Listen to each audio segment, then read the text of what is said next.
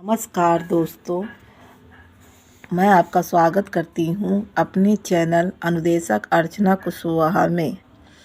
आज मैं आपको गृह विज्ञान की टीजीटी की तैयारी कैसे करते हैं यह बताने जा रही हूँ और उसका संपूर्ण सिलेबस में आज एक पहला पाठ से मैं शुरुआत करने जा रही हूँ।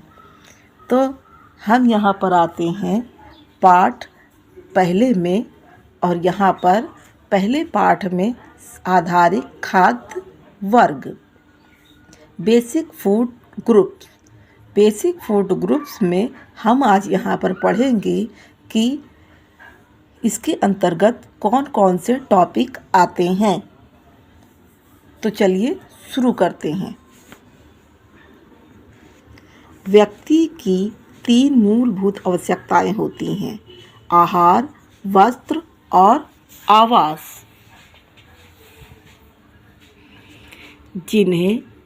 जिनमें आहार सबसे अधिक महत्वपूर्ण है, क्योंकि आहार से अनेक उद्देश्य पूर्ण होते हैं।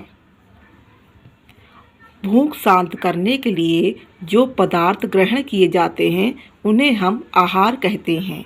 आहार का यह अर्थ बहुत ही साधारण तथा आंशिक है, क्योंकि आहार का कार्य केवल भूख शांत करना ही नहीं होता, बल्कि आहार के अनेक उद्देश्य हैं, जैसे कि शारीरिक वृद्धि करना, शरीर को शक्ति प्रदान करना, शरीर का रखरखाव करना और शरीर को रोगों से बचाने की क्षमता प्रदान करना। लेकिन इन सभी कारण जो लिखे हुए हैं, ये सब इन उद्देश्यों की पूर्ति करने की सामग्री को ही हम इन सब को मिला के हम आहार कहते हैं। तो इसके अंतर्गत सबसे पहले हम समझेंगे कि हम संतुलित आहार किसे कहते हैं। तो संतुलित आहार दोस्तों ऐसा आहार जिसमें उपरोक्त सभी उद्देश्यों की पूर्ति की जाए। यानी कि कौन से उद्देश्य जो हमने यहाँ पर पढ़े, यानी कि शारीरिक वृद्धि करना, शरीर को शक्ति प्रदान करना, रखरखाव करना और शरीर को रोगों से बचाने की क्षमता प्रदान करना। तो संतुलित आहार या संपूर्ण आहार कहते हैं। इससे मनुष्य हमारा स्वस्थ रहता है, हमारा शरीर स्वस्थ रहता है। असंतुलित आहार ऐसा आहार जिसमें मनुष्य की सभी आवश्यकताओं की पूर्ति हम नहीं कर पाते। कहने का तात्पर्य है कि असंतुलित आहार हम उसे कहते हैं जिसमें मनुष्य अपने शरीर की आवश्यकताओं की पूर्ति नहीं कर पाता, तो उसे हम असंतुलित आहार कहते हैं। अब दोस्तों यहाँ समझेंगे कि संतुलित और असंतुलित आहार का तुलनात्मक अध्ययन हम कैसे करेंगे। तो इस आहार को संतुलित इसलिए कहते हैं क्योंकि यह शरीर की वृद्धि, तंतुओं का निर्माण और टूट फूट की मरम्मत, रोगों में बचने हेतु शारीरिक कार्यों के लिए आवश्यक ऊर्जा प्रदान करने में हमें योगदान देता है। संतुलित या पर्याप्त आहार में पोषक तत्व पर्याप्त मात्रा एवं अनुपात में ऐसे होने चाहिए। यहाँ हम उल्लेख नहीं करते हैं कि व्यक्ति भरपेट भोजन मिल जाने पर अपने आहार को संतुलित आहार समझना लगता है, किंतु यह अनिवार्य नहीं है कि भरपेट भोजन संतुलित भी हो। यदि भोजन में अनिवार्य तत्व सही मात्रा में और सही अनुपात में ना हो तो हम चाहे जितना भी आहार ग्रहण कर ले, वह आहार संतुलित आहार नहीं होगा, यानी कि संतुलित आहार वो नहीं कहलाएगा। ऐसा आहार भूख तो हमारी शांत कर सकता है, किंतु शरीर को अन्य मूलभूत आवश्यकताओं को पूर्ण नहीं कर पाता, जिससे शरीर हमारा रोगग्रस्त हो जाता है और इसे हम असंतुलित आहार कहते हैं। कहने का मतलब है कि जो हमारा आहार हमें संतुष्ट नहीं कर पाता, हमारी मानसिक और शारीरिक शक्तियों वापस नहीं आती, क्षीण होती है, उसे हम असंतुलित आहार कहते हैं। तो दोस्तों इसमें हम यह समझ में आया कि विभिन्न खाद्य पदार्थों को उपस्थित पोषक तत्वों के आधार पर समान पोषक मान वाले खाद्य पदार्थों के एक समूह में रखकर जो वर्ग विभिन्न रूप में प्राप्त होते हैं उसे आधारित खाद्य वर्ग कहते हैं। तो चलिए अब हम नेक्स्ट पेज पर आते हैं। और यहाँ पर समझेंगे कि इसके अलावा यह यहाँ भी स्पष्ट रूप कर देना चाहिए, यानी कि स्पष्ट कर देना चाहिए कि ना तो केवल स्वादिष्ट आहार हो, स्वादिष्ट आहार ही संतुलित आहार की श्रेणी में नहीं आता, और ना ही केवल महंगा आहार संतुलित आहार कहा जा सकता है, क्योंकि इनमें हो सकता है कि सभी मूलभूत तत्व विद्यमान ना हो जिसकी हमें आवश्यकता होती है। कुछ आहार शरीर की वृद्धि में विशेष रूप से सहायक तो होते हैं, किंतु इस प्रकार के आहारों को हम संतुलित आहार नहीं कह सकते, क्योंकि ऐसा आहार ग्रहण करने से व्यक्ति के शरीर की वृद्धि तो हो जाती है, किंतु यह शरीर को रोगों से लड़ने की शक्ति तथा मानसिक शक्ति को विकसित नहीं कर पाता। परिणाम स्वरूप शरीर विभिन्न रोगों से ग्रस्त हो सकता है। इसके अलावा केवल ऊर्जा प्रदान करने वाला आहार भी पर्याप्त आहार नहीं हो सकता। ये असंतुलित आहार की श्रेणी में आते हैं। तो दोस्तों, इतना हमने यहाँ से लेके यहाँ तक समझ लिया है।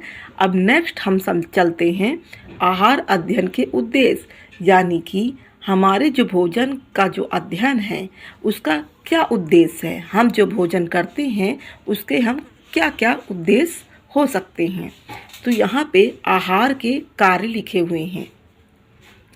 आहार के कार्य में आहार के संबंध में जब तक व्यवस्थित अध्ययन नहीं किए गए थे तब तक यह माना जाता था कि भूख लगने पर आहार की आवश्यकता अनुभव होती है और आहार ग्रहण करने से भूख शांत हो जाती है। भूख को शांत करना ही आहार का कार्य समझा जाता था, किंतु मनुष्य ने आहार के संबंध में व्यवस्थित अध्ययन किए तथा आहार के अन्य कार्यों को भी ज्ञात किया।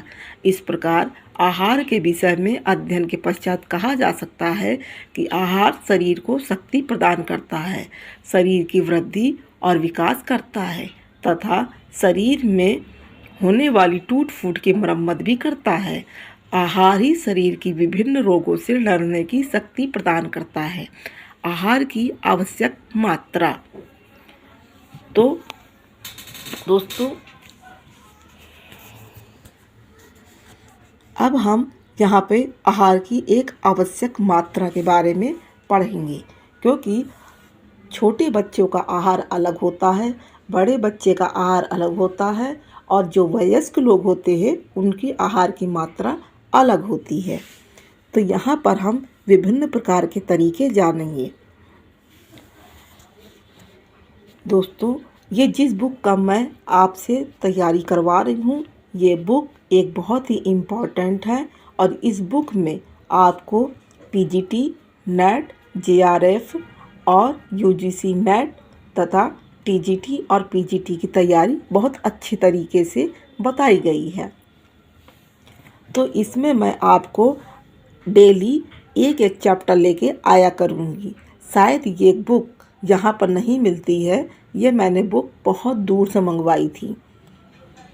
तो आप मुझे कमेंट में बताइएगा कि किसे किसे इस बुक की सामग्री बहुत अच्छी लगती है और मुझ पे कमेंट करके बताइएगा ज़रूर। तो चलिए शुरू करते हैं। विभिन्न आहार सामग्रियों का महत्व। विभिन्न सामग्री के महत्व के बारे में आज हम फिर बात करेंगे कि ये भूख तो लगभग किसी भी खाद्य सामग्री को ग्रहण करके शांत कर सकते हैं, किंतु शरीर की अन्य मूलभूत आवश्यकताओं के अनुसार भिन्न भिन्न प्रकार की खाद्य सामग्री ग्रहण की जाती है।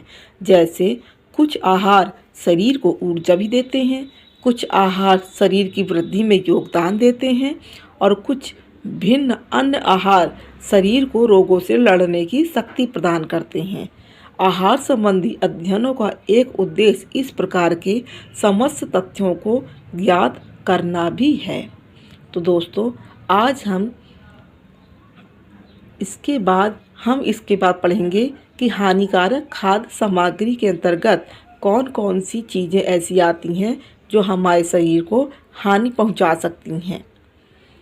तो हानि पहुंचाने के साथ साथ हम ये भी यहाँ पे जानेंगे कि हमारे शरीर की आवश्यकताओं को ध्यान में रखते हुए हमारे शरीर में कौन कौन सी ऐसी संतुलित आहार के अंतर्गत कौन सा ऐसा आहार आता है जो हमारे शरीर को एक उत्तम और अच्छी क्वालिटी का आहार या उसके पौष्टिक तत्व हम लेते हैं। तो दोस्तों, यहाँ मैंने आपको शुरू से लेके ये पूरा चैप्टर आज बताया है। ये आप टीजीटी की तैयारी में मैं रोज़ आपके लिए एक अलग अलग नया चैप्टर लेके आऊँगी और आज के लिए मैंने आपको आहार के उद्देश्य बताए हैं। ये अभी हमारा आधा चैप्टर हुआ है, इसके लिए मैं आपको दूसरा चैप्टर कल लेकर आऊँगी। तो मेरी वीडियो को ऐसी तरह देखिएगा, लाइक करिएगा, शेयर करिएगा और सब्सक्राइब भी करिएगा। मैं ऐसे ही आप लोगों के लिए रोज़ नए चैप्टर जो होम साइंस से संबंधित है मैं लेकर आऊँगी। तब तक के लिए धन्यवाद।